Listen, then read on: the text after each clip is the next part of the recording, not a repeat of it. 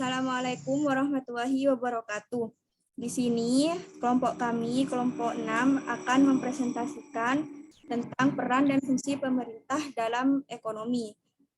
Untuk mempersingkat waktu, langsung saja saya sebagai moderator akan menjelaskan, akan memperkenalkan kelompok kami. Saya sendiri sebagai moderator sekaligus pemateri ketiga, Susi Fitria Maulidia, dan untuk pemateri pertama Umul Aiman, dan untuk pemateri kedua ada Hendri Firmansyah. Langsung saja kepada pemateri pertama Umul Aiman untuk mempresentasikan materinya. Persilahkan. Assalamualaikum warahmatullahi wabarakatuh. Saya Umul Aiman sebagai pemateri pertama, saya akan menjelaskan tentang peran dan fungsi pemerintah dalam ekonomi Islam. Peran pemerintah yang pertama itu fungsi stabilisasi.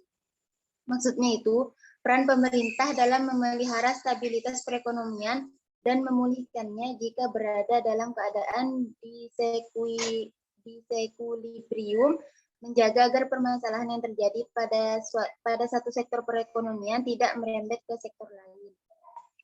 Yang kedua yaitu fungsi alokasi, yaitu peranan pemerintah dalam mengalokasikan sumber daya ekonomi yang ada agar pemanfaatannya bisa optimal dan mendukung efisiensi produk. Yang ketiga yaitu fungsi distribusi. Maksudnya peran pemerintah dalam mendistribusikan sumber daya, kesempatan, dan hasil-hasil ekonomi secara adil dan wajar. Yang kedua yaitu peran dan fungsi pemerintah dalam perekonomian. Yang pertama, mekanisme pasar. Maksudnya itu, pembangunan ekonomi di banyak negara umumnya terjadi akibat intervensi pemerintah baik secara langsung maupun tidak langsung.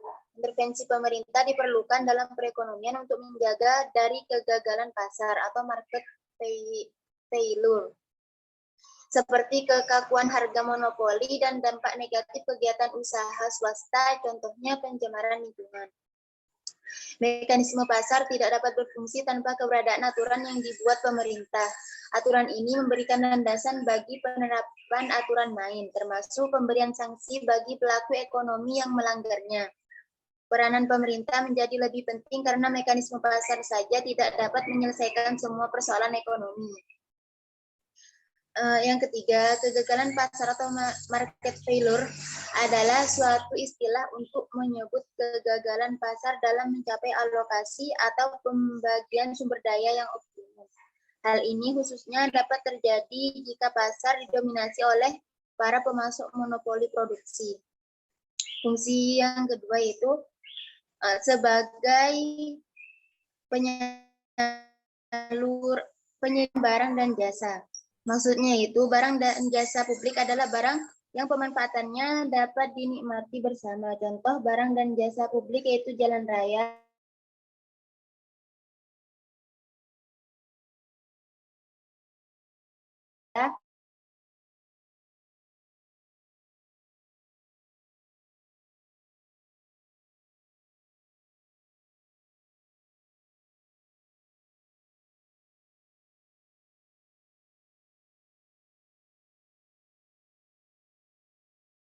diupayakan sendiri oleh masing-masing orang.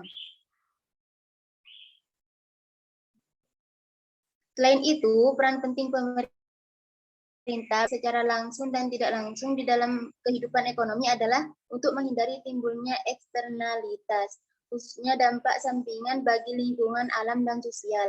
Pada umumnya, sektor pasar atau sektor swasta tidak mampu mengatasi dampak eksternalitas yang merugikan seperti pencemaran lingkungan yang timbul karena persaingan antar lembaga ekonomi. Misalnya sebuah praktik tekstil yang berada dalam pasar, persaingan sempurna. Menurut standar industri yang sehat, pabrik tersebut seharusnya membangun fasilitas pembuangan limbah, akan tetapi mereka membuangnya ke sungai. Jika pemerintah tidak mengambil tindakan tegas dengan memaksa pabrik tersebut membangun fasilitas pembuangan limbah pabrik, akan semakin banyak penduduk yang merasa dirugikan atas limbah atau polusi yang diakibatkan oleh kegiatan pabrik tersebut. Selain itu, memberi peringatan kepada pabrik tersebut. Pemerintah juga mengenakan pajak polusi untuk mendanai kerugian-kerugian yang lain. Mungkin hanya itu yang dapat saya sampaikan. Kurang lebihnya saya serahkan kepada moderator. Baik, terima kasih kepada pemateri pertama. Selanjutnya, saya persilahkan kepada pemateri kedua untuk memaparkan materinya. Baik, Assalamualaikum warahmatullahi wabarakatuh. Terima kasih sebelumnya kepada moderator dan pemateri pertama. Di sini saya akan menjelaskan peran pemerintah dalam tradisi Islam ya. Yang pertama itu dalam peran pemerintah dalam tradisi Islam itu ada sebagai penggerak pemerintah, yang mana sebagai penggerak pemerintah di sini sangat berperan sebagai penggerak atau akan mengarahkan masyarakat dalam mengambil setiap keputusan seperti itu, baik itu terkait pengelolaannya dan sosial budayanya seperti itu. Yang kedua itu mengambil inisiatif pemerintah yang mana harus siap dengan ide-ide baru untuk dalam keragaman budaya seperti yang apa ya, untuk mengambil tindakan memang akan sangat baik jika yang mana ini muncul inisiatif sendiri. Dan yang selanjutnya itu yang ketiga membentuk kelembagaan. Dalam pemerintah sendiri itu tentunya tidak hanya mengurus pengelolaan keanekaragaman, akan tetapi juga di bidang-bidang lain untuk diperhatikan seperti itu. Yang keempat itu ada pemerintah daerah menjadi fasilitator dalam melestarikan setiap tradisi seperti itu. Dalam poin 4 di sini terdapat 3 elemen, yang mana itu yang pertama itu merawat. Merawat di sini yang dimaksud merawat ialah karena dengan pemerintah daerah menjadi fasilitator, berarti pemerintah itu harus membantu setiap kelompok untuk menunjang pelestarian budaya lokal tersebut. Dan yang poin B itu melindungi, karena dengan pemerintah menjadi fasilitator yang mana untuk memelihara dan menjaga kebudayaan lokal tersebut. Yang C itu mengembangkan. Mengembangkan di sini yaitu memfasilitasi yang mana untuk menjadi lebih baik dan maju serta berdampak positif untuk budayanya tersebut. Di poin selanjutnya ada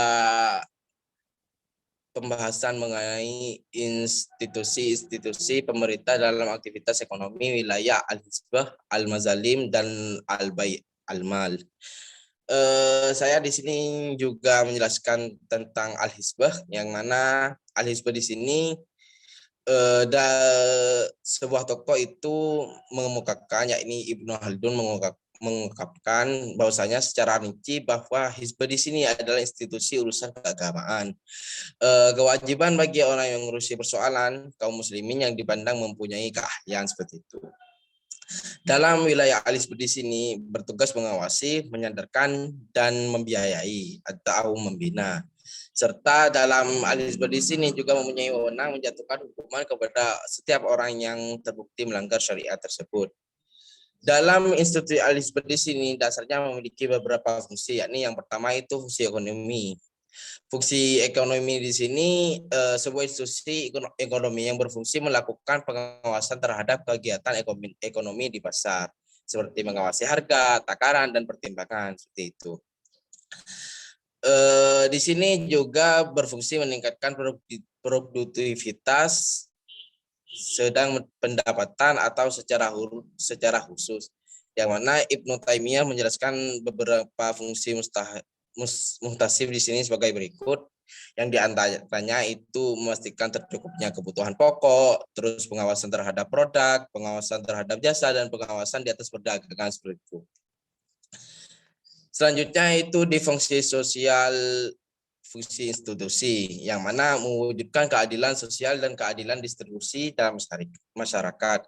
Artinya di sini memberikan informasi kepada para pedagang dan konsumen dan untuk menghilangkan penguasaan sepihak terhadap jalur produksi yang mana di sini berkelanjutan dengan menghilangkan distorsi pasar dan melakukan investasi pasar yang mana dalam keadaan tertentu sehingga dapat memperkecil kepentingan distribusi dibesar dengan menciptakan harga yang adil seperti itu. Dan yang terakhir di pembahasan alif di sini fungsi moral institusi Hisbah yang mana dalam hal di sini merupakan lembaga pengawas berlangsungnya moral dan akhlak Islami dalam berbagai transaksi dan perilaku konsumen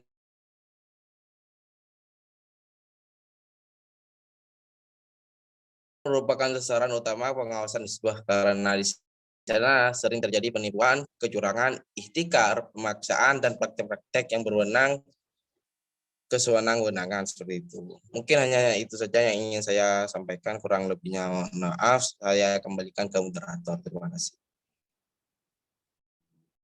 Baik, untuk selanjutnya pada pemateri ketiga saya sendiri akan menjelaskan mengenai institusi-institusi pemerintah dalam aktivitas ekonomi wilayah Al-Mazalim dan Bai Al-Mal.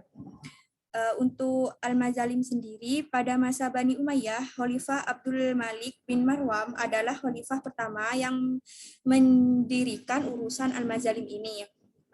Wilayah Al-Mazalim inilah yang mengadakan penyelesaian yang diakui oleh Nazir dan Mazali, yaitu Madi bin Idris Al-Qaudi. Adapun wewenang dari Al-Mazalim di sini itu ada 6. Yang pertama, mengawasi tingkah laku pengusaha dan keluarganya serta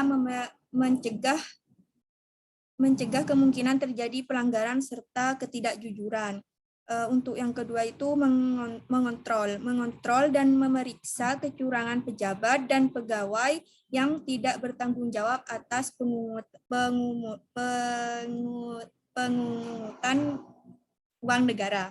Yang ketiga itu pengembalian hak-hak rakyat yang diambil secara melawan hukum baik oleh pejabat negara maupun orang lain yang selalu memaksakan kehendaknya. Yang keempat itu memeriksa dengan cermat penanganan dan penyaluran harta, baik itu harta wakaf, zakat, infak, sedekah, serta kepentingan umum lainnya. Yang selanjutnya itu yaitu memeriksa dan melaksanakan eksekusi putusan hakim yang tidak bisa dieksekusi karena posisi mereka itu sangatlah lemah. Terus yang selanjutnya itu mengawasi kasus-kasus yang tidak bisa ditangani oleh pengadilan biasa. Dan Hisbah ini berkaitan dengan kemaslahatan umum seperti itu. Untuk selanjutnya yaitu institusi pemerintah dalam aktivitas ekonomi wilayah Bai Al-Mal.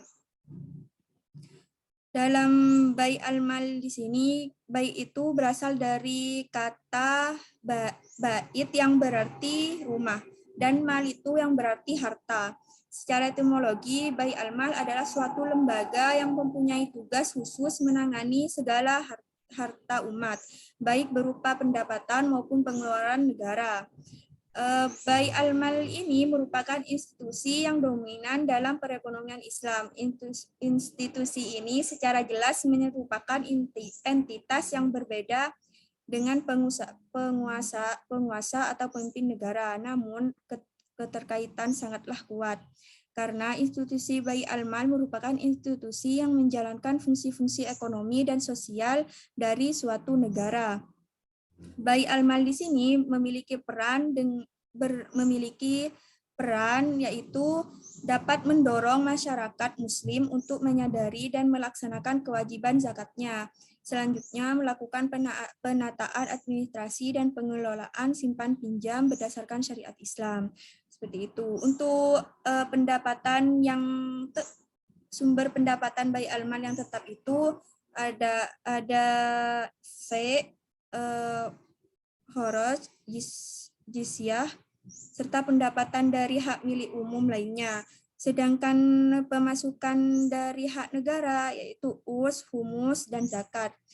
Mungkin hanya itu yang bisa kelompok kami sampaikan. Kurang lebihnya mohon maaf, dan apabila ada pertanyaan silahkan ditanyakan pada saat presentasi berlangsung. Kurang lebihnya, wassalamualaikum warahmatullahi wabarakatuh.